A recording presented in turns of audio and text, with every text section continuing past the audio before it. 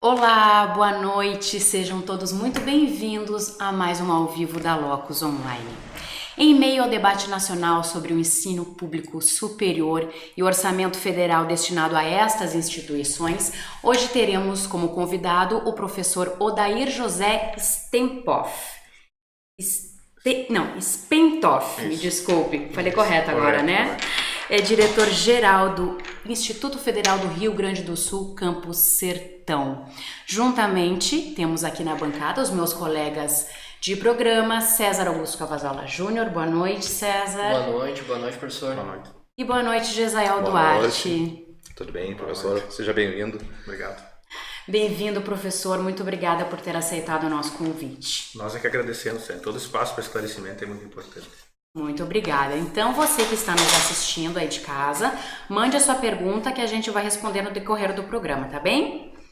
Professor, para esclarecer então as pessoas que nos assistem, como foi a transformação da Escola Agrícola de Sertão para o Instituto Federal do Rio Grande do Sul? Queria que o senhor falasse um pouquinho, falasse também da estrutura do IFRS e qual a relação do IFSU com o IFSU aqui de Passo Fundo. Bom, então fazendo um apanhado geral. Até 2008, inclusive eu sou ex-aluno da antiga Escola Agrotécnica Federal de Sertão, que foi criada em 1957, e nós estamos completando 62 anos agora, esse ano de 2019. Em 2008, foi lançado o projeto pelo Programa de Expansão da Rede Federal de Educação Profissional e Tecnológica de criação de institutos federais. Quem é que poderia propor a criação de um instituto federal? Apenas os Cefetes, né? E no caso, o Cefet nosso mais próximo era o Cefet Bento Gonçalves. Mas sozinho o Cefet Bento Gonçalves não reunia condições. Então 4 instituições se uniram: a Escola Agrotécnica Federal do Sertão, a Escola Técnica vinculada à Universidade Federal do Rio Grande do Sul, a URGS, a Escola Técnica da FURG, em Rio Grande, e o Cefet Bento Gonçalves, e criaram o projeto do Instituto Federal do Rio Grande do Sul, que hoje é um dos 3 institutos federais que existem no nosso estado. Nós temos o IFSU, que é o Instituto Federal Sul-Rio Grandense, o IFRS, que é o nosso, o Instituto Federal do Rio Grande do Sul, que é a reitoria em Bento Gonçalves, o IFSU, no caso, a reitoria em Pelotas, e temos o Instituto Federal Farroupilha e a reitoria em Santa Maria. Então é um dos únicos estados do Brasil que tem 3 institutos federais. São instituições independentes uma da outra. Então, em 2008, nós passamos de Escola Agrotécnica Federal do Sertão, que era uma autarquia com autonomia financeira, administrativa, pedagógica, para um campus de um instituto federal, independente de Bento Gonçalves. Então, a partir daí, começou a expansão com cursos superiores, né? Antes nós só oferecíamos cursos técnicos de nível médio, né? Então, nosso primeiro curso foi o curso de agronegócio. E de lá para cá, então, a expansão veio ocorrendo. Nós passamos de em torno de 450 alunos para 1.500 alunos hoje, no campus. O Instituto Federal do Rio Grande do Sul, ele tem 17 campi em 16 cidades do estado. Eu digo 16 porque tem 2 em Porto Alegre, que é a Restinga e o Campus Porto Alegre. Então, essa é a estrutura, em torno de 22 mil alunos no todo do Instituto. No Campus Sertão, então, como eu disse, são 1.500 alunos. É uma antiga escola fazenda, 237 hectares de área, mais uma área de 16 hectares aqui em Passo Fundo, onde a gente oferece, o nosso carro-chefe são os cursos da área agrícola. Nós também temos cursos na área de informática, na área da educação. Então, são 4 cursos técnicos de nível médio, aliás, 2 cursos integrados, que é o curso técnico de agropecuária, que é o mais tradicional, e o curso de manutenção e suporte à informática, que também é integrado. E um curso subsequente em agropecuária também para aqueles estudantes que já fizeram ensino médio, por exemplo. E 9 cursos superiores funcionando hoje. Tanto na área zootécnica, agronegócio, licenciatura em ciências agrícolas, agronomia, licenciatura em ciências biológicas, né? Então são 9 cursos superiores hoje. A gente chama de curso de informática, de análise de desenvolvimento de sistema, no caso. Então está mais ou menos equilibrado assim, meio a meio, entre cursos superiores e eu tenho hoje, nesse campus, que é o único do Instituto Federal que oferece residência estudantil para o ensino médio, que é o antigo internato. Isso.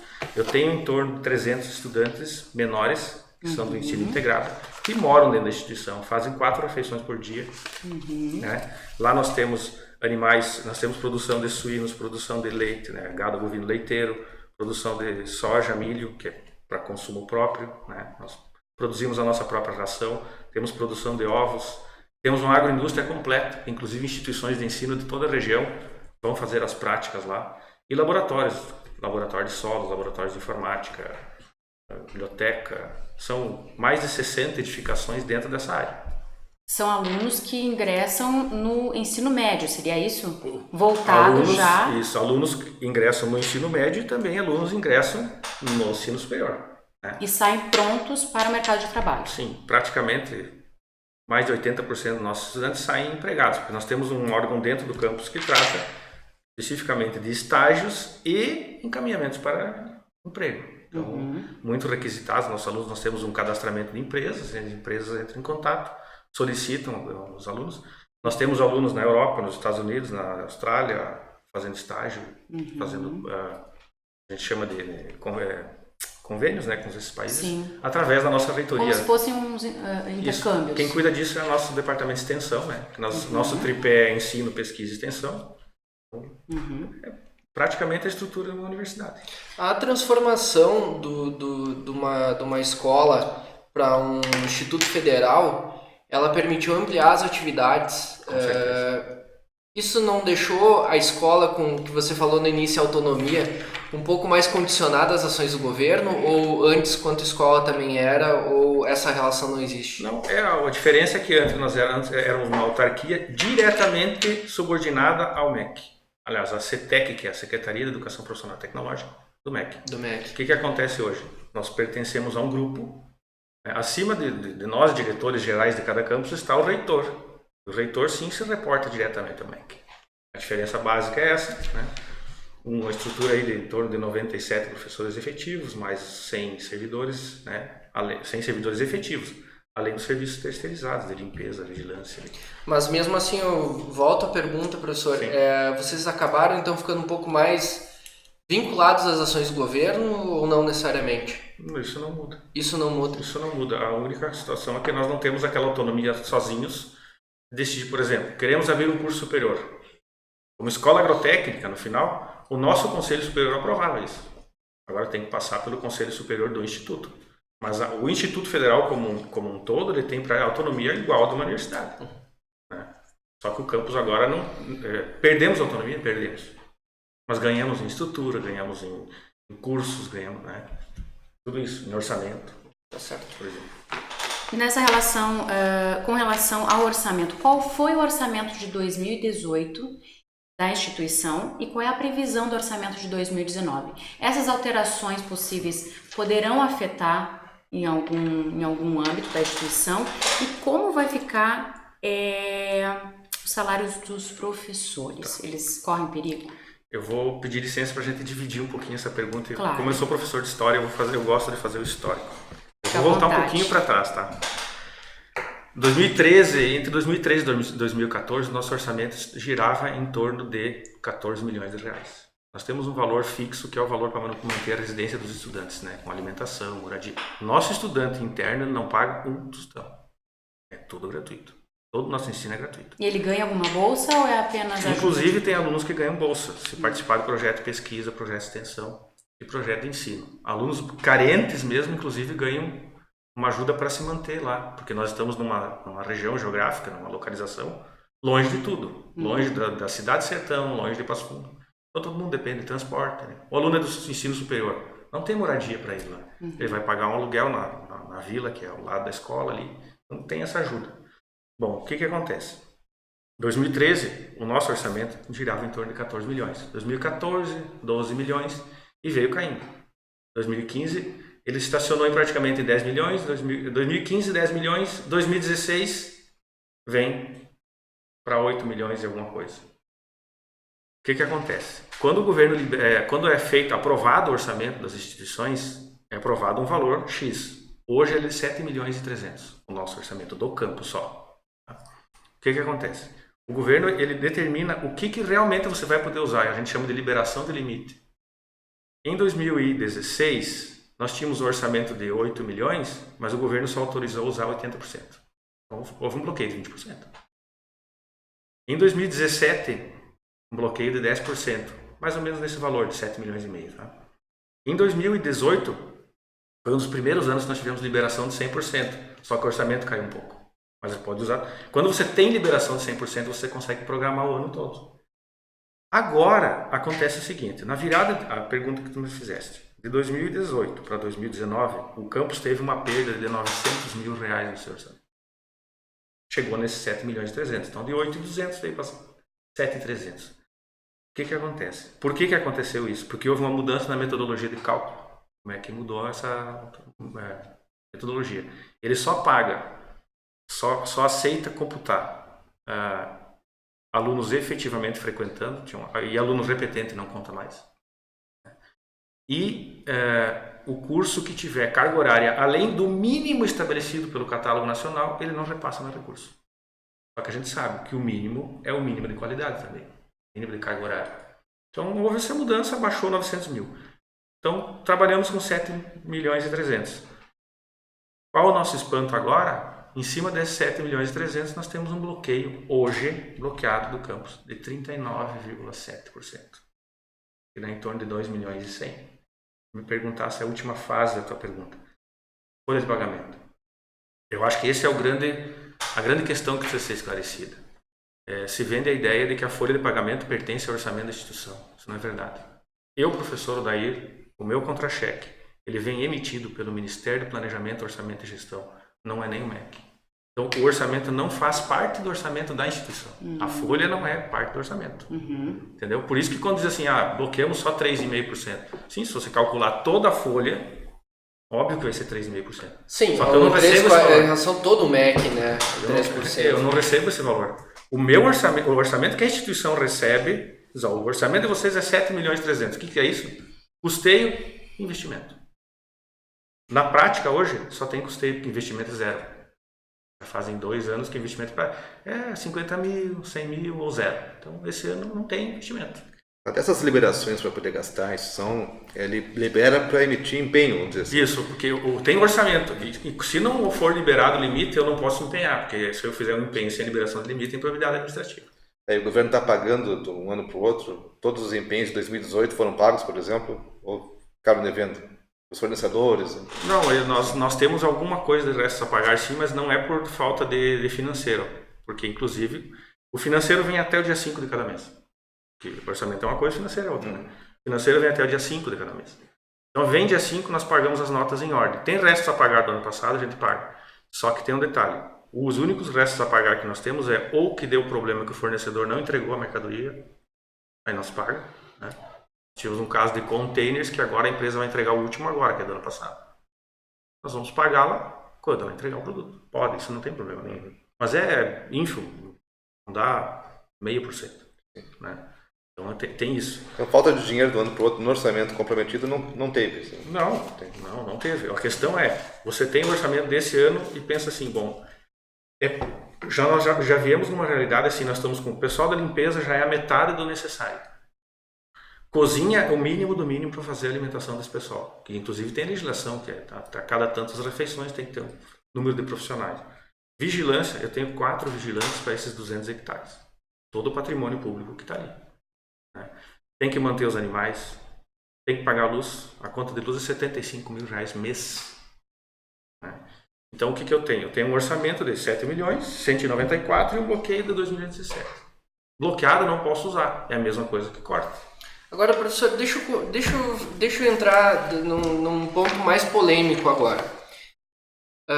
Qual a impressão que a gente tem? A impressão que as pessoas têm quando olham as notícias ultimamente? Tem a impressão de que esses cortes da educação, elas simplesmente aconteceram agora. Mas o que dá para permitir, inclusive com a sua fala, é que vocês partiram de um orçamento de 14 milhões e agora estão com 7. Então, uma redução que já vem sendo de vários anos para cá, né? Mesmo assim, se dá a impressão que é desse ano que esses cortes aconteceram. Só dar uma pausinha só para esclarecer. Quando virou para... Os primeiros cursos superiores vieram em 2008, ali. O orçamento era quanto naquele ano? Isso eu não sei Não dizer agora. consegue lembrar agora. Mas de Ele foi aumentando o número de alunos, né? Porque Sim. o orçamento, aquilo que eu disse, o orçamento ele é formado por quais variáveis? Número de matrículas e carga horária dos cursos, basicamente. Entendeu? E as cidades. Então é feita uma fórmula através da plataforma do Peçanha e a gente chama isso de matriz CONIF. CONIF é o Conselho Nacional das Instituições Federais. A matriz CONIF, lá em Brasília, eles se reúnem, sentam, calculam. Bom, vai tanto para cada instituição. Vem para o Instituto Federal. Um valor.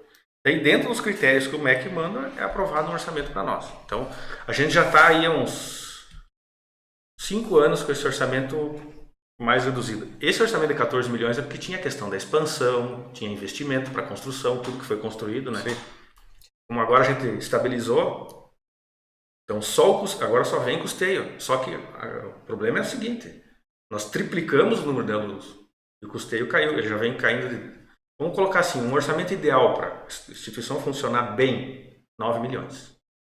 Para ter um tanto para investir, nós temos uma estrutura ali de 60 anos, tem prédios caindo. E construção e compra de equipamento é investimento, né? Não é custeio. Então tem que manter. Então a gente está fazendo o seguinte, ano passado conseguimos fazer alguma coisa com custeio, com reforma. Esse ano, então projeta um ano, tu precisa de 9 milhões, tu tem só 7, já corta. O problema é que é corte em cima de corte, entende? Corte em cima, chega num ponto que fica difícil, né? Mas por que É bloqueio, na verdade, vamos falar o que é o nome. Por que simplesmente agora parece que houve um corte repetindo, sabe? Por que essa reclamação, na sua opinião, por que essas críticas agora que estão acontecendo já não aconteceram antes? Dentro da gestão que eu tô, porque eu acho que eu fui premiado. Sim, dentro da sua gestão. Eu assumi em 24 de fevereiro de 2016, então eu já entrei num ano com orçamento reduzido. A gestão anterior pegou esses anos melhores e que bom, e fez muita coisa, acho que fez a expansão e tal. Eu respondo pelos meus anos. Nós, todos os anos, inclusive, a gente teve movimentos dentro da instituição reclamando. Quando foi aprovada a questão da PEC, lá, do corte de gastos, houve movimentos dentro da instituição. Nós adotamos uma postura assim, a gente mostra os números. Reúne toda a comunidade e mostra os números. Esse ano a gente fez a mesma coisa. Mostra os números. Os números são esses. Alguém contesta, entra no sistema, a gente mostra, os números são esses. Qual é a diferença dos anos anteriores? Eu lembro que eu falei, e bem lembrado, eu falei que teve anos que teve também redução, né? 10%, 20%. Só que essa redução, ela vinha tipo assim lá em outubro, sabe? Novembro, quando você já tinha feito o empenho da maioria dos contratos, repactuado, porque chega na metade do ano, vence a maioria dos contratos e eles têm que ser repactuados com as empresas. Aqueles que ainda estão vigentes, a repactação. Ao mínimo a inflação tem que reajustar, INPC. E aí você empenha se não tem orçamento. Esse ano já, nós estamos agora em maio, já sabendo que não vai ter quase 40%.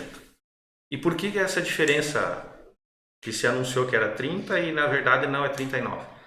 Porque foram bloqueadas basicamente 2 grandes ações. Dentro do orçamento da União e do nosso, são várias rubricas. E nas rubricas de custeio, dependendo das rubricas que umas instituições usam mais, de acordo com a sua natureza, ou menos, dá essa diferença. Tem instituição que chega a 45%. Outras, 28%. Dependendo, né? O meu custeio é muito alto, então eu perco mais, entendeu? É a questão de pagamento de contratos terceirizados. A gente depende muito de serviço terceirizado, porque a área é muito grande, é limpeza, vigilância, né? Alimentação de animais, medicamentos. É isso. Então, qual é a grande diferença? Veio em maio. Então, o que nós vamos fazer de setembro em diante? Que é os meses que faltam para fechar o ano. Eu tenho 3 milhões hoje que dá para tocar até setembro. Assim, depois a gente vai falar sobre a questão de como é que a gente vai programar o ano, né? Mas a diferença grande é que veio antes. Entendi. E temos esperança que vai ser revertido, acho que está trabalhando nisso, né? A questão é, independentemente do governo, nossa postura sempre foi a mesma. Teve bloqueio, teve corte, é injusto, assim. Acho que é tá bom, né? Professor, como é que o senhor vê a política de criação dos institutos durante o governo Lula? Não seria mais fácil ampliar, na sua opinião, tá? Não seria mais fácil ampliar o orçamento para aquelas universidades federais já existentes? Olha, eu discordo. Eu acho que os institutos federais, não tenho certeza. os institutos federais deram uma capilaridade que as universidades federais não tinham. Chegou ensino superior e ensino técnico em regiões onde não existia. Se houve problemas de falta de planejamento, tudo bem. Mas a ideia dos institutos federais é essa e atingiu. Por exemplo, quantos estudantes poderiam cursar um curso de agronomia federal gratuito se não fosse o Instituto Federal? O nosso campus, por exemplo, na região. Todos os cursos que tem aqui são privados, né? E nós tínhamos o eixo Santa Maria, Pelotas, Porto Alegre. Nós temos um projeto agora de curso de medicina veterinária. Vai ser do norte do estado, fora Frederico Westphalen, vai ser o único público. Professor, a pergunta não é bem essa. Não Por que não tem aqui a URGS Campus Passo Fundo? Por que inventaram uma estrutura chamada IF? Por que não pegaram alguém que já tinha expertise de décadas? Vou abrir Passo Fundo, vou abrir em Farroupilha. Por que não se investiu onde se a URGS tivesse que fazer aqui na região um curso de agronomia, primeiro ia ter que comprar uma fazenda, né? Nós já tínhamos a fazenda pronta, tínhamos a estrutura pronta. Eu não sei, eu acho que chegou, minha opinião, deu uma capilaridade, e não vou olhar só pela nossa região, eu vejo a região da Serra, né? A Universidade Federal tem uma outra natureza, tanto é que a estrutura deles é um pouquinho diferente, né? A questão o orçamento, claro, deles é maior, né? Mas nós temos uma ideia de fazer pesquisa aplicada. Tem um modelo, se não me engano, francês e tal. Eu vejo assim, qual foi o problema da criação dos institutos? O Brasil vivia uma situação orçamentária que tinha orçamento, talvez, penso eu, faltou pensar assim, será que nós vamos ter esse orçamento grande sempre? Vamos devagar, vamos planejar, será que vale a pena abrir e tal? No nosso caso do Campus Sertão, é uma estrutura que já estava ali. A gente só ampliou dentro daquela área, né? Hoje, para você ter uma ideia, Gisele, nós atendemos dentro do Campus Sertão 178 municípios de 13 estados do Brasil têm alunos ali. Fora Argentina, Paraguai. E já tinha um know-how. Não só pela questão geográfica, mas pela fama também, pela qualidade histórica, né? Os institutos federais, eu não posso dizer com precisão em relação a todos, mas o que me parece que vem dentro de uma briga que eu sempre compro na área do ensino. Parece que os currículos eles são aplicados mais a uma necessidade local do que uma universidade federal, por exemplo. É mais local, sim. E nós estávamos comentando uns 2 programas atrás, por exemplo, no ensino do direito. O direito ele tem um currículo voltado para a legislação federal. Então, que lei que tem em Passo Fundo? O estudante não sabe, o estudante daqui. E nesse ponto parece que os institutos federais eles são mais voltados. Né? A universidade não oferece. Hoje o melhor, quem tem know-how, se fala muito do sistema S, que tem todos os méritos, né? Mas hoje a melhor educação profissional do país é na rede federal profissional e tecnológica. São os institutos federais, porque nós temos ensino médio integrado ao ensino técnico. As universidades têm curso superior só. Sim. Então é diferente. Então nós temos, a gente chama de verticalização, inclusive no nosso campus. Qual é a instituição que oferece do ensino médio à pós-graduação? Nós temos um curso de pós-graduação na mesma instituição. São os institutos federais. A universidade tem outra natureza. É fazer graduação, pesquisa, pós-graduação e deu. Nós não. Eu acho que não há necessidade de haver um choque entre as duas institucionalidades. Elas podem conviver e uma atender um objetivo e outro. Então, voltando à sua fala, na sua opinião, talvez esses cortes orçamentários que estão ocorrendo agora, que não são exatamente cortes, mas enfim... Bloqueios, né? Como é que é a palavra oficial? Contingenciamento. No sistema parece bloqueio, mas vamos chamar de contingenciamento. O senhor acha que isso pode ser devido a uma falta de planejamento lá atrás no governo Lula? Quando foram abertos vários institutos, enfim, que não foi programado, mas então... de 40% eu acho que não. Eu acho que Na sua opinião, não. Eu não arrisco a dizer o motivo dos cortes. Eu estaria sendo injusto ou fazendo... O senhor não acha que foi uma falta de planejamento, então? Não pode ser falta de planejamento, porque eu já estou vivendo com o mínimo. Uhum. E eu recebo um bloqueio de 40%. Mas eu estou dizendo da parte do governo. Bom, mas é um outro governo, né? Sim. Tem questões políticas envolvidas, porque é uma decisão política. Você recebe um governo e você vê uma determinada situação, todo gestor, quando assume uma situação, ele diz assim, bom, eu preciso bloquear. Os motivos oficiais, de repente, sejam a questão de baixa arrecadação e tudo mais, né? Oficiais são esses, tem motivos políticos. Mas eu vou olhar assim, onde é que prioridade cortar? E talvez foi visto que dava para sacrificar. Tem a questão da reforma da Previdência, o ministro já disse, isso está vinculado à aprovação da reforma e nós temos medo disso. A reforma é necessária, precisa ser feita, né? Só que a economia da reforma está prevista para 10 anos. Nós não podemos esperar 10 anos. Né? Não posso esperar 10 anos para minha instituição funcionar. Então tem todo um jogo político que eu não consigo entrar nisso, porque não é o meu mundo, né? O meu mundo é a gestão da instituição. Mas os motivos são mais... O que teria, por exemplo, de político na questão de um corte orçamentário? É questão de essa onde questão que eu digo direcionar? do jogo da aprovação das reformas, entendeu? Dizer, olha, se não aprovar a reforma, está difícil. Isso vários governos já exerceram pressões de diferentes formas. Não dá para dizer, isso é maldoso, isso não é mal. Não, mas é que tem esse jogo, a gente sabe que tem. Todas as vezes tem. Inclusive é declarado, né? Ou aprova a reforma, ou... Se aprovar a reforma, a gente libera, se não aprovar. Então até torço que o Congresso se mexa e resolva essa questão da reforma, se vai aprovar. Mas a questão da reforma é economia para 10 anos, mas a gente sabe que tem efeitos imediatos se não aprovarem, né? Tem gente que fala em dólar a 4,50 no início do ano, se não aprovarem, aí dólar a 13, se é 80. Tem toda uma previsão. Assim como existem efeitos inclusive, imediatos se aprovarem. Também. Inclusive é difícil, o CONIF já tentou várias vezes a conversa dentro do Ministério CONIF, que é o Conselho dos Reitores, né? E é bem difícil o acesso ao MEC, tá um clima aí não muito legal. Gisael, tem alguma pergunta para o professor? Fugindo um pouco da questão de orçamento, de política, não, de política nem tanto, né? A gente teve um caso na semana passada que até foi, a gente já não... Para a audiência saber, eu sou ex-aluno do FRS. Foi meu Inclusive aluno, do professor Adair. o melhor aluno do professor. Modéstia à parte. Ele confirmou antes da entrevista que eu fui o melhor aluno. Vai ficar gravado, hein? Só não tirei mais de 10 porque não tinha até 10 só. Não, mentira, foi 9,8 só. Mas, enfim, eu tenho uma preocupação grande, até a pergunta anterior já um pouco colocou essa minha preocupação, que é, não com as palavras colocadas anteriormente, mas que a escola agrícola de Sertão perca a alma. A perda da história, da identidade.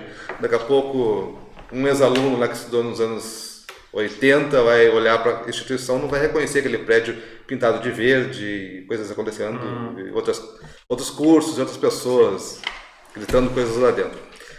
Mais ou menos uns 15 dias atrás eu vi um anúncio na página oficial do Facebook do FRS, convocando para alguma coisa de um movimento LGBT, e na arte da postagem no Facebook tinha até um punho cerrado, todos à luta e etc. Eu reclamei na postagem educadamente, que eu acho que canal oficial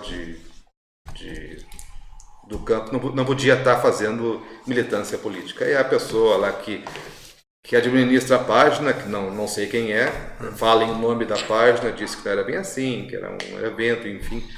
E um dos comentários dos alunos ou simpatizantes do IF, ela foi pejorativa em relação ao meu comentário, eu nem lembro exatamente com quais palavras, e a pessoa que coordena a página curtiu esse comentário contra mim, tomando partido na discussão. Aí, por conta disso, eu abri uma reclamação na ouvidoria do MEC, que chegou até, eu acho que o campus Bento Gonçalves, e eu recebi uma resposta padrão lá dizendo que existe um núcleo.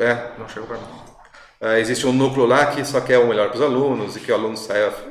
Respondeu uma resposta padrão e até curiosamente respondeu com linguagem militante LGBT, porque prezados, botou uma arroba no prezados, né? Prezados e prezadas. Então, depois eu vi que tem um núcleo, até o pessoal imprimiu aqui, NEPGS, NEPGS, Núcleo de Estudos e Pesquisas de Gênero e Sexualidades. Então me explica, professor, como é que a escola agrícola agora tem um núcleo de estudos e pesquisas em gênero e sexualidades? Como é que funciona isso? Como é que isso é oficial. Que a gente chegou, isso é oficial, as universidades sim, também sim. têm isso. Tem esse núcleo, tem o núcleo de estudos afrodescendentes indígenas, né? E tem o núcleo de estudos para as pessoas com necessidades especiais. São 3 núcleos que a gente chama de núcleos de ações afirmativas. Isso é criado, isso é baseado em lei, né? Tem toda a autonomia. O que eu posso dizer assim, realmente eles fazem esses eventos, fazem essas pesquisas, né? Eu tenho uma postura, e é o que eu tenho que ter, como é um ambiente universal, todo mundo se manifesta, né? De alguma forma, tanto é que teve os movimentos aí em protesto. Se posso até disponibilizar, tem os e-mails todos que eu mandei para a comunidade acadêmica, né? Até depois eu gostaria de falar sobre o que nós vamos fazer até o final do ano, né? Que é dizendo o seguinte, que o primeiro ponto é o respeito, que as manifestações elas são livres, de livre adesão, com respeito a quem não quisesse ir, tanto é que os alunos que quiseram aula tiveram aula, só que o professor também, se ele quisesse ir no movimento, ele podia ir ou não ir, né? O aluno que se o professor resolveu dar aula naquele dia e ele optou por ir no movimento, o que eu faço? Olha, você tem direito a 25% de falta, se tu quiser faltar, é falta, porque ele não está em sala de aula. Então, esses núcleos, eles são legalmente constituídos, sim, né? Agora, a manifestação, curtir página, curtir comentário, isso é uma manifestação individual. Se houve alguma violação de algum princípio legal, a gente está aí para apurar. Não chegou para nós a tua reclamação, né? Até nós conversamos por telefone, né, Gisael? Eu acho que não existe mesmo. O núcleo existe e eles fazem estudo. Nós temos bastante estudantes, muitos estudantes que são LGBTs. E a gente atende e tem que atender esse pessoal, né? Eu só penso assim, todo radicalismo ele é complicado. Eu não acho que não é nós não vivemos num bom ambiente hoje no país, né? Porque ou você é uma coisa ou você é outra, e eu acho que não é por aí, né? Então, não se conquistam as pessoas batendo de frente, ou como tu diz, né? Tu fez um comentário, respeito o comentário, fica tranquilo. A gente conversou muito sobre isso lá na instituição, depois que tu falou. A gente busca evitar isso. É porque... Mas pra mim é militância, né? Militância dentro do ambiente federal. Como existe militância, lá temos militância, tem militância de direita, tem de esquerda, tem o que tem de grupos, o que é de grupos formais constituídos de direita lá dentro? Formais não. Nós não formalizamos nada institucionalmente. Mas isso aí é formalizado institucionalmente, não é? Esse núcleo aqui. Esse LGBT. Tá, mas é um núcleo de estudos, não quer dizer que... Não, esse grupo é um grupo de militância. Bom, o que acontece? Talvez alguém desse grupo esteja militando, mas o grupo não é de militância. Não, todos os grupos de movimentos LGBTs eles são militantes. Eu não julgo. Mas ninguém. Igual, mesmo assim, se é um ambiente plural, o que há de grupos constituídos de direita lá? Quais grupos, o que eles têm produzido lá dentro?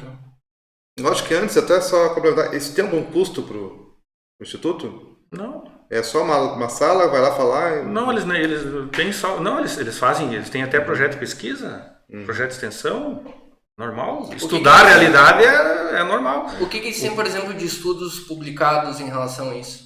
Isso aqui começou agora há pouco tempo. Então eles não têm nada publicado, então pode ser até que tenha algum artigo publicado, não sei o que dizer agora, mas não formalizamos assim, esse grupo tem que ser de direita, esse tem que... Não, isso aí não existe. Acho que essa polarização não leva a lugar nenhum. Como o César falou... Você falou também, tu falou em realidade, é o que a gente vê de realidade. O problema é aquilo que eu te digo, às vezes tu constitui um grupo, tá, existe vou estudar LGBT, bom, agora se eu fico militando, é a mesma coisa, agora eu vou constituir um outro estudo ali e vou militar. Tem pessoas que vão militar, mas eles não podem, não é a instituição, não pode militar. Eu, diretor, eu tenho que sentar, ao mesmo momento que eu sento na mesa com o senador Paulo Paim para pedir recurso para a medicina veterinária, eu recebo no meu campus, e sou muito amigo, graças a Deus, tenho muita relação política, inclusive, com o senhor Luiz Carlos Reis, porque a minha institucionalidade, ela está acima de partido político. Eu não posso. Posso ter minha opinião pessoal, mas aqui é outro sentido da discussão. Eu te entendi. Assim, quando a gente fala sobre isso, dá a entender que a gente tem uma discussão polarizada. Né? E que nem você falou, a gente tem que estudar a realidade. Eu acho isso perfeito. Só que assim, professor, a gente vê, quando, por exemplo, a gente se procura fazer uma manifestação do outro lado nas universidades, é um movimento altamente reprimido. Então eu acho que as universidades... Só para generalizar, né? A gente tem que ver caso a caso. Se algum fez isso eu estou falando a caso a caso. Sim. Mas acaba sendo uma grande dificuldade. Por exemplo, assim, Quando é que foi, Jazael, que teve aquele movimento que foi o Marcel Van Hatten aqui na UPF? E claro que não tem nada a ver com o Instituto Federal. 2014. Mas teve teve uma militância lá batendo, não deixando ele falar, né? Então, isso que a gente sempre comenta, né? Sempre fala que tem um debate polarizado, Sim. mas parece que é um lado que quer... Eu tive 2 momentos na UPF e eu tive que correr da UPF 2 vezes. Vocês acreditam nisso? Havia um evento de esquerda, teve um pessoal que jogou caminhoneta por cima do pessoal. Teve um momento de direita e o pessoal estava lá berrando, não queria deixar os caras falar. Aonde que o país vai parar desse jeito? Eu não entendo. Eu não consigo entender. Certo? Por isso que eu fiz questão de reforçar em público dentro da nossa instituição. Pessoal, nós não vamos... As pessoas... Eu fui junto lá entregar esclarecimento para as pessoas que passavam no treino. Olha, está acontecendo isso. Não queremos bandeira de partido político lá junto. Sim, isso é não importante. tinha, porque não é movimento partidário. E outra, os estudantes que não quiserem participar, tanto é, alunos de vários cursos não foram. Mas sabe o que eu sinto assim? É difícil fazer, tanto um lado como o outro, respeitar a linha. Entendeu? Essa é a grande dificuldade que a gente está tendo hoje. Tá muito difícil fazer isso. Porque, assim, ó, por exemplo, que a gente vê, o que acaba preocupando quando a gente lê, por exemplo, teve essa nota que estudantes vestem preto em defesa dos institutos federais, que foi publicado lá Essa nota do site do site do IF Sertão. Sim. Tá, daí, por exemplo, aqui, ó, o Instituto Federal é pesquisa e extensão é primeiro lugar no Enem, ok. Enquanto houver educação, haverá a luta. Isso a gente já sabe que é um típico comentário que vem da esquerda. Ligar a educação à luta, que para mim não tem absolutamente nada a ver. O IFRS está de luto pela educação, ok. São livros e não armas que melhoram o nosso país. É claro que isso aqui é uma referência ao estatuto... A todo o ambiente do novo governo. Claro, então assim, isso é uma nota oficial. E dos 4 pontos aqui, ó, Não, 2 claramente... claramente... uma notícia do que aconteceu no canal campus. oficial. Não é nota oficial. É uma notícia. Tá, mas como é noticiado, não acaba sendo uma... O que acontece dentro da instituição a gente noticia. Isso só é uma notícia, não é uma nota oficial. Nota oficial contém a assinatura do diretor. Bom... Não é nota oficial. Então, ó, gente, ó, quando for noticiado, então a gente tem que... Não, a gente noticia, sim. E inclusive é a sobrevivência do campus. Agora, uma coisa é certa. Nós vamos lutar, sim, para ter o direito de funcionar até o final do ano. Sim, que vai lutar acontecer pelo agora? direito de funcionar é uma coisa, agora ligar a luta à educação, pra mim, já é um... Mas não vai ter educação se não tiver o recurso.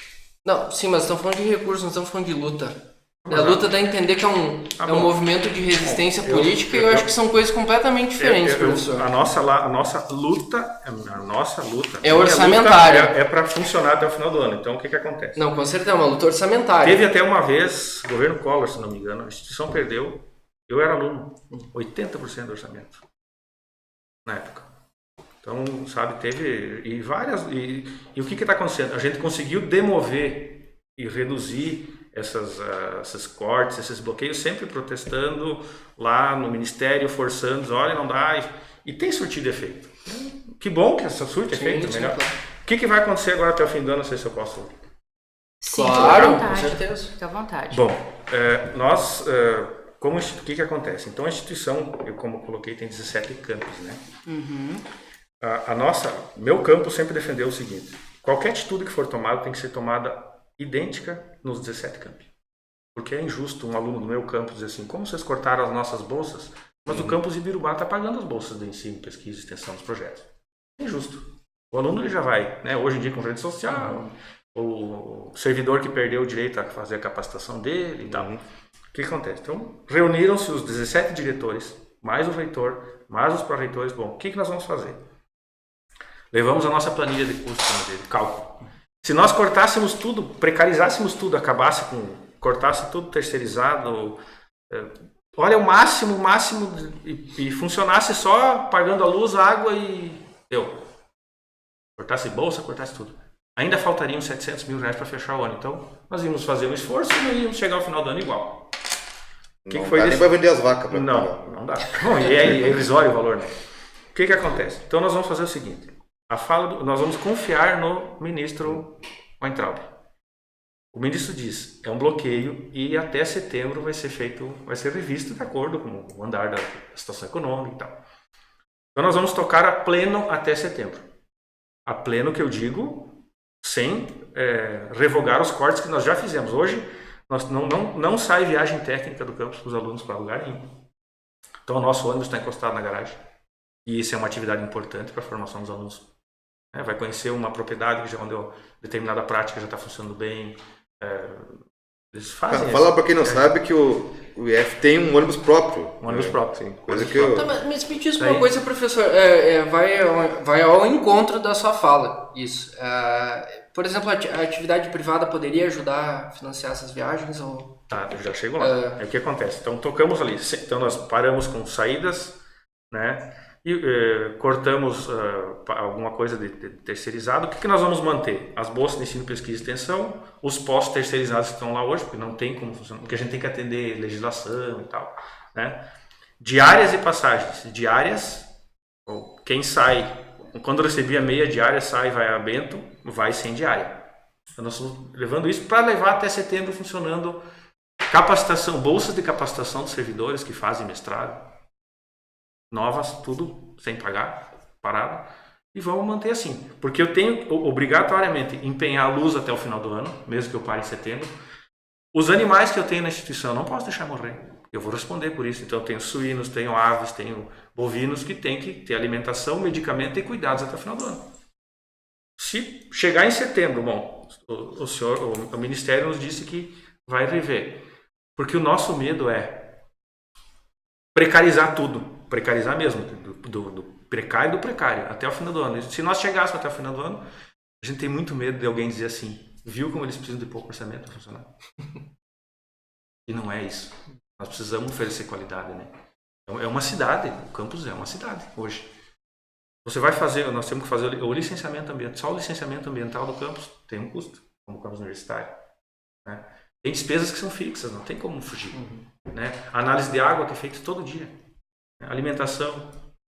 Então, nós vamos fazer isso, já tranquilizar. A gente vai fazer uma assembleia agora amanhã, às 11 da manhã, com toda a comunidade, dos alunos do dia, da noite, a gente já explicou. Olha, até setembro vai funcionar isso, porque se nós não queremos levar vocês precários até o final do ano, de repente chega em outubro, olha, a gente fez tudo isso e não chegou. Porque a gente já calcula, tem as despesas até o final do ano, né?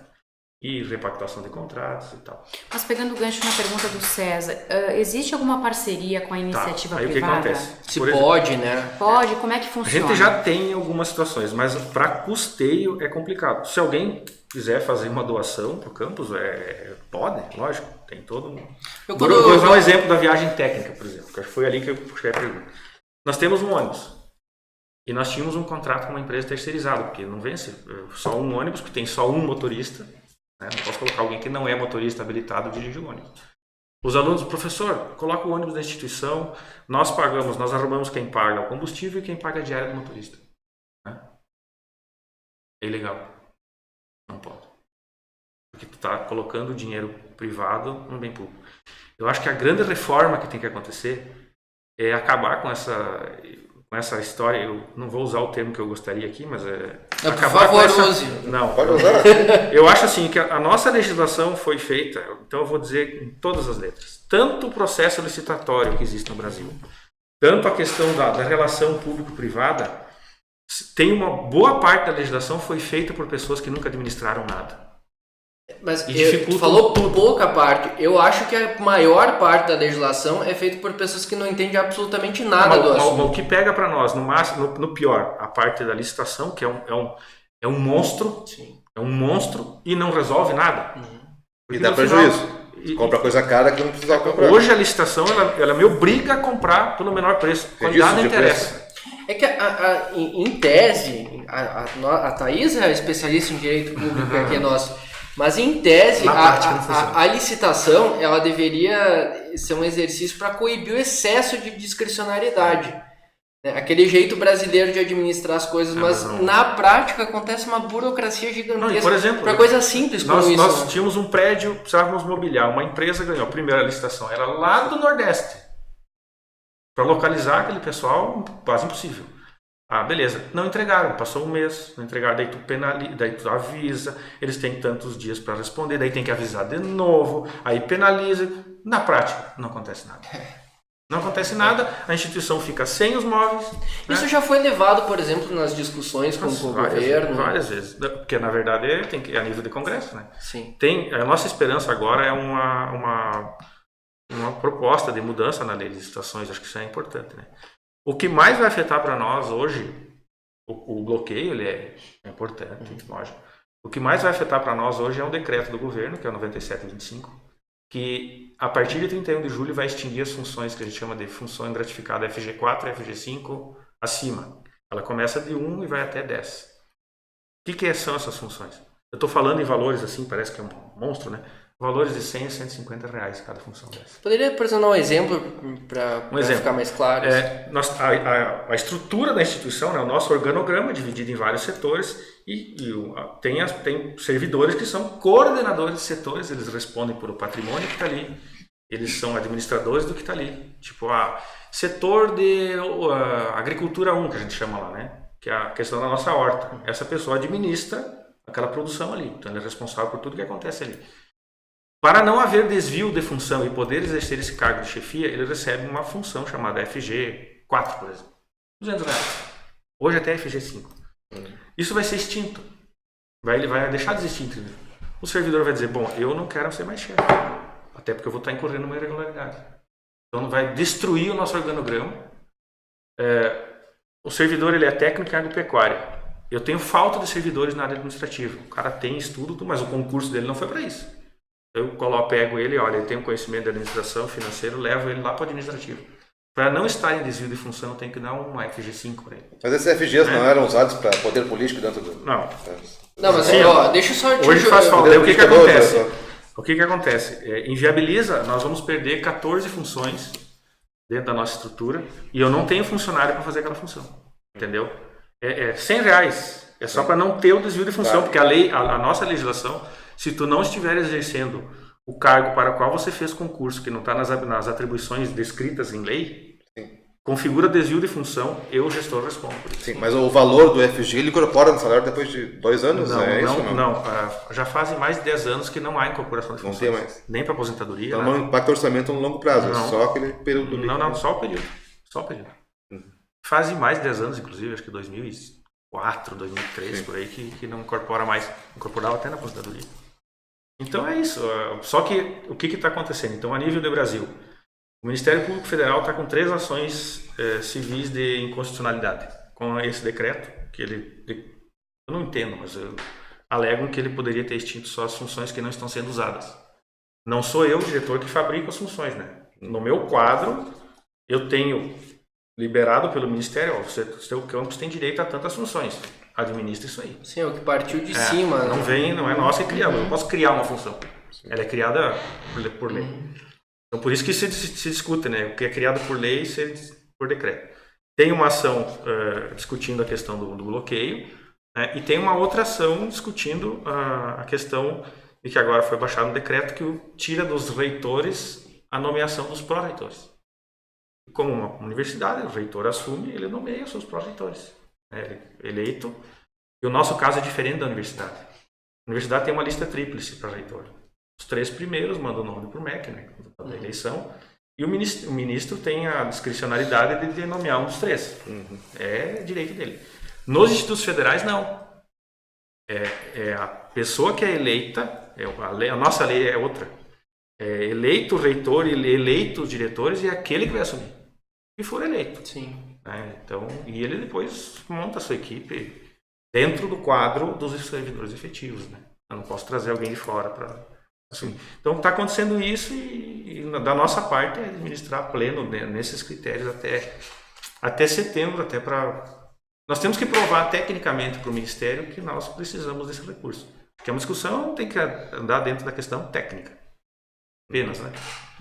E aí, acho que está começando a ter uma abertura um pouquinho maior. Acho que temos esperança que vai melhorar. Só espero que a economia dê uma alinhada, né? Uma destravada, né? Não trazem a ministra aqui para ver a escola e façam um apelo, porque de repente no longo prazo, médio prazo, vai impactar. O convite já foi feito várias vezes, né? Mas claro, a gente entende que a agenda do ministro não é assim. Imagina, são quase 38 institutos no país, né?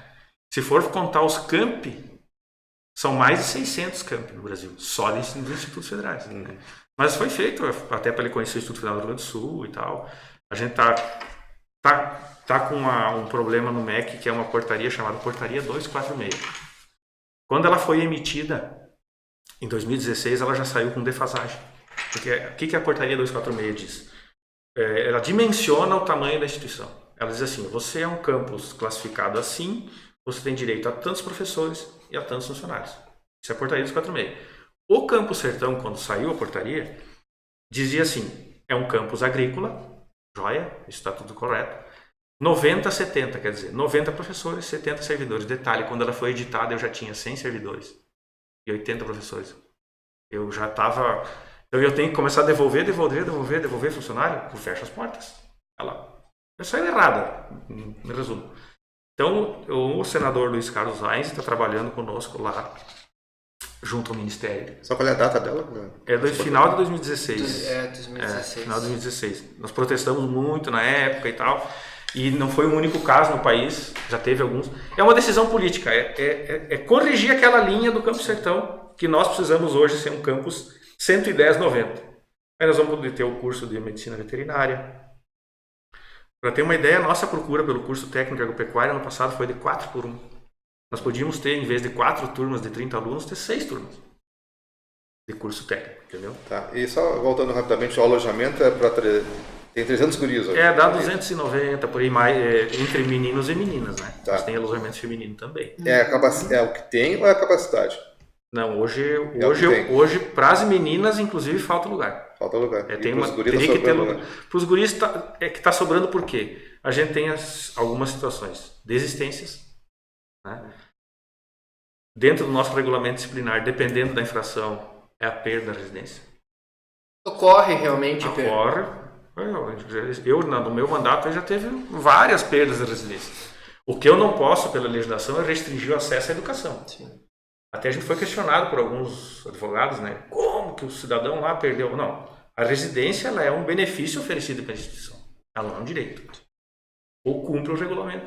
E nos próximos dias aí talvez tenha mais casos. Ele não é expulso da escola, é expulso do alojamento. Isso. Ele responde a um processo disciplinar, né? Tem direito de defesa, normal, e chega e perde. Então, o que vai acontecer? Durante o ano vai abrindo vagas. Por isso que nós pensamos, para o próximo ano, uma entrada maior de estudantes. Porque nós teríamos 30 lugares a mais. Claro que a nossa estrutura é antiga, precisaríamos construir novos aqueles alojamentos, tem 40 anos, 50 anos. Mas como não tem recurso para investimento, a gente vai reformando o que está ali, né? Estamos transformando algumas casas, que eram casas de servidores em alojamento para as meninas. Já abrimos 2 casas esse ano. Cada casa tu consegue colocar em torno de 20 meninas. Né? Então Você já foi expulso do alojamento lá, José? Não, tem que botar fogo no colchão. É que ele fez curso superior, né? Ele não dava alojamento. Mas eu fiz coisas para ser expulso, só que não consegui descobrir. Pegaram, descobri. Já Foi estão muito bem feito, né? Sim. Ele fala isso agora. Vai falar agora. Porque ele disse que não sabia. Professor, eu gostaria que tu respondesse isso com a sua opinião pessoal e do ponto de vista de gestor. O que o senhor acha da cobrança dos cursos de pós-graduação em qualquer instituição federal, de uma maneira geral? Olha, eu falo pelos institutos federais, eu sou contra a cobrança. Contra a cobrança? Contra a cobrança, de qualquer situação. Quem quiser, tem as privadas aí que cobram, não tem problema nenhum. Porque assim, ó, vai respingar na questão das cotas para a educação pública, né? Eu hoje atendo, se eu for aplicar cota para ensino público, hoje eu vou atender menos estudantes de pública do que eu atendo hoje. Porque mais de 90% dos meus estudantes vêm de escola pública. Eu não posso aplicar aquela dita cota dos 50%, né? Porque aí eu vou estar prejudicando o pessoal. Mas eu sou salvo uma análise maior, acho que eu preciso estudar um pouco melhor.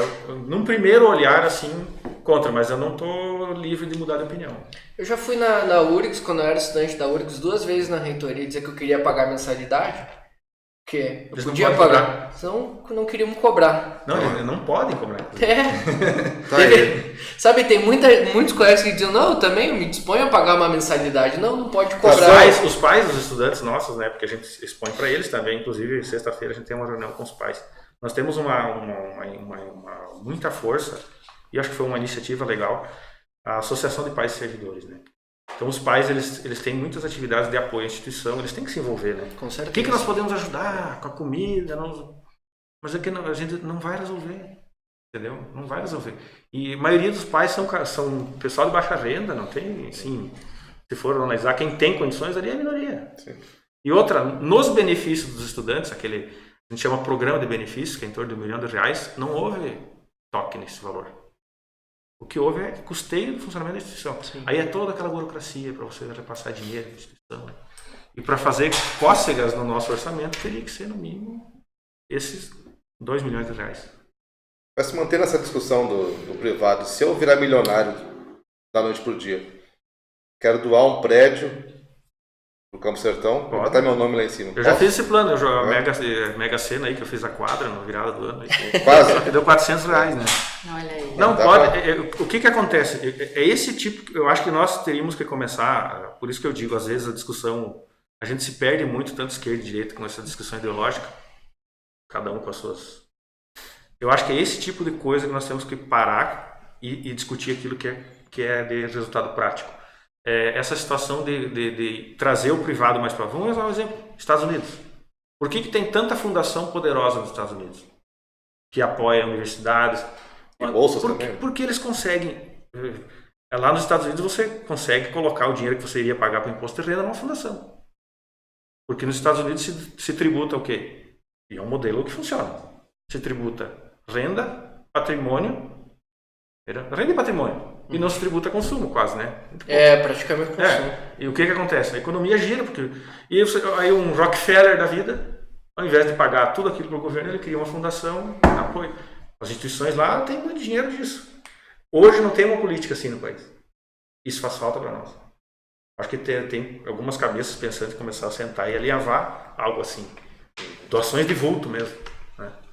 Aí nós teríamos os tal, a gente chama dos comendadores, né? Dos benfeitores. Beneméritos? Beneméritos, não temos isso. Então fica. A legislação já nos trava bastante. Então, acho que essa é a reforma que precisa ser feita. E sem viés. A desburocratização, né? Não, e hoje não tem uma legislação que trata disso. Um empresário hoje, que segurança ele tem, que benefício ele tem hoje de doar para uma instituição pública? Tem. Eu tenho que incentivar a pessoa que tem o recurso a trazer o recurso. Que eles nos procurem. Mas mesmo fora da questão de imposto de renda, é difícil doar. Tem vários entraves burocráticos para colocar dinheiro. Né? Mas nós temos assim, vou usar exemplos práticos. Nós temos lá, por exemplo, nós recebemos muito equipamento agrícola de doação das empresas. Vários a gente já recebeu. A empresa emite a nota fiscal como doação. E é bem rápido o processo. Faz a doação, incorpora no patrimônio da instituição, nosso patrimônio. Nós temos tecnologia embarcada que foi doada, né? A Semeato já doou, outras empresas, várias, aquela que tem ali no trevo de Sertão, que me fugiu o nome agora da escola ali, a Aramac também já doou. Mas impacta no orçamento no seguro, vocês vão ter que pagar seguro disso e manutenção, depois eles vão dar também, mas... Não, máquina agrícola não, implemento não é segurado, né? Não, pegar fogo já é patrimônio, só que eu tenho que fazer todo ano a questão do valor da depreciação. A gente tem atualizado o valor patrimonial todo ano, né? A depreciação e tal. César, mais alguma pergunta? Não, estou satisfeito. Então, eu queria, professor, que o senhor se dirigisse à câmera e fizesse um convite aos alunos que estão pensando em ingressar no Instituto Federal em 2020, né? Quais são as formas de entrada no Instituto? Gostaria que você explicasse isso e deixasse a sua última mensagem. Só uma coisa antes, sobre a veterinária, parece que está meio pendente ainda, né? Explicar para o pessoal o que falta para ter um curso de veterinária e depois aí segue pro... Isso. Então vamos falar. O curso de medicina veterinária está com o projeto pedagógico finalizado, pronto, certo? Com toda a parte projetada para a infraestrutura, o que precisa de professores. O projeto do curso está pronto. Foi protocolado no MEC. O que acontece? Hoje a nossa instituição está num processo revisional da sua organização didática. A OD que a gente chama. É um documento que regula o funcionamento dos nossos cursos. Está previsto para ser concluído até final de julho. Então, até a revisão da OD, nenhum curso vai ser aprovado novo. Porque o curso ele tem que estar de acordo com a organização didática. Eu não vou mandar um curso para aprovação no Conselho Superior, depois tem que mudar tudo, estrutura curricular. Feito isso, a gente vai mandar para aprovação. O que acontece? Hoje, para abrir o curso de medicina veterinária, eu preciso ter no mínimo mais 4 professores. Né? e algumas obras que tem que ser feito ali, um investimento de R$2 milhões, que é o hospital veterinário.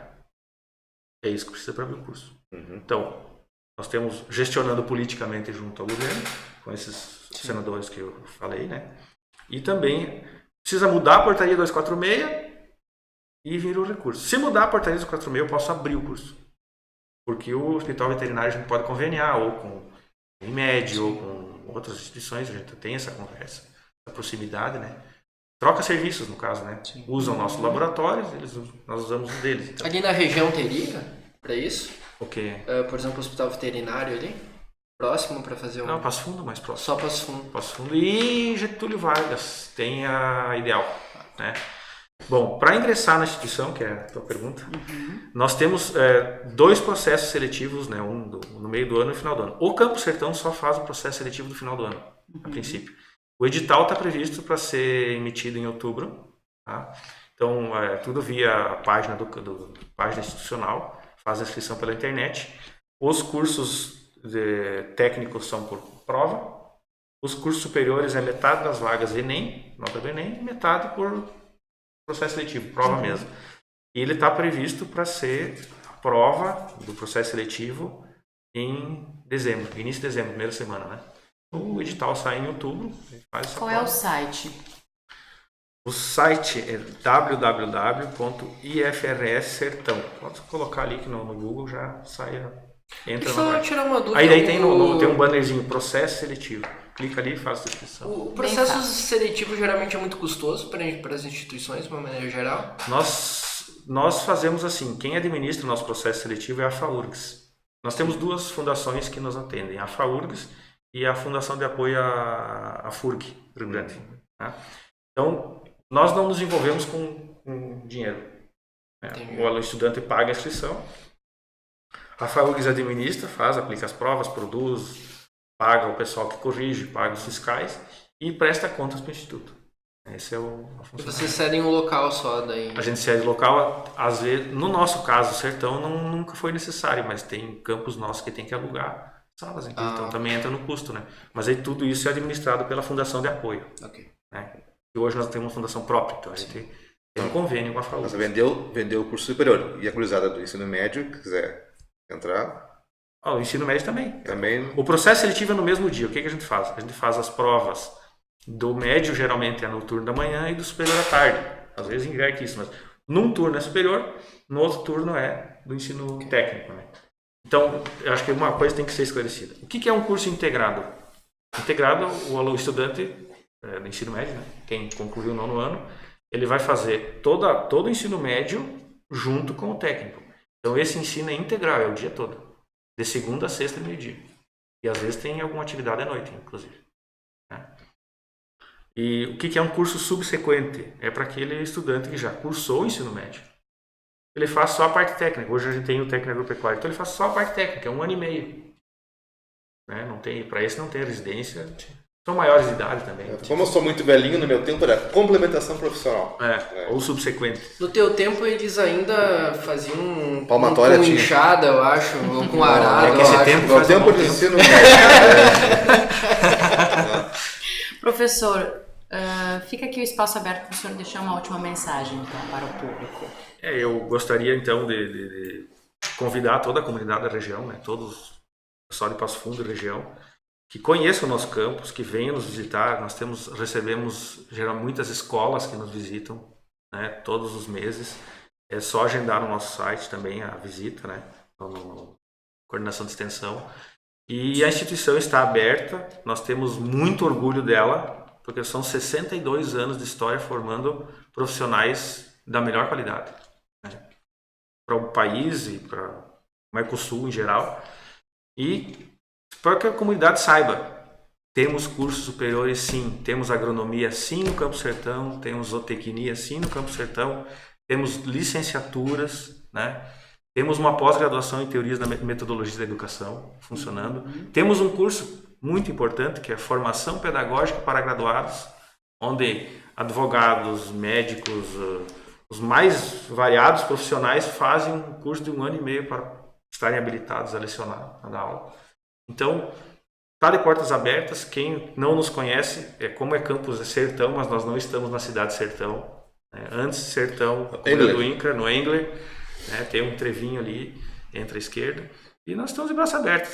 Só que a gente pede que a comunidade fique atenta. Acho que espero voltar aqui para divulgar o processo seletivo, no mês de outubro, quando sair o edital, Eu sei que tem o Jezael, vocês aí sempre preocupados com essa questão da educação também, Com certeza. E aí, então a instituição está de portas abertas. A nossa missão é, com certeza, oferecer uma educação pública, gratuita e de qualidade. Essa é a nossa missão. E agradecer mais uma vez o espaço que para nós é muito importante. Muito obrigada. Nós conversamos aqui então com o professor e diretor-geral do IFRS, professor Odair José Spentoff. Professor, muito obrigada pela tua participação. Fica aberto então o convite para assim que puder retornar ao nosso programa. Obrigado. E muito obrigada a vocês que nos acompanharam até aqui. O nosso vídeo fica salvo na nossa página do Facebook e também lá no YouTube. Eu te espero na próxima terça-feira com mais uma pauta e mais um convidado interessante para você. Uma boa noite e até lá!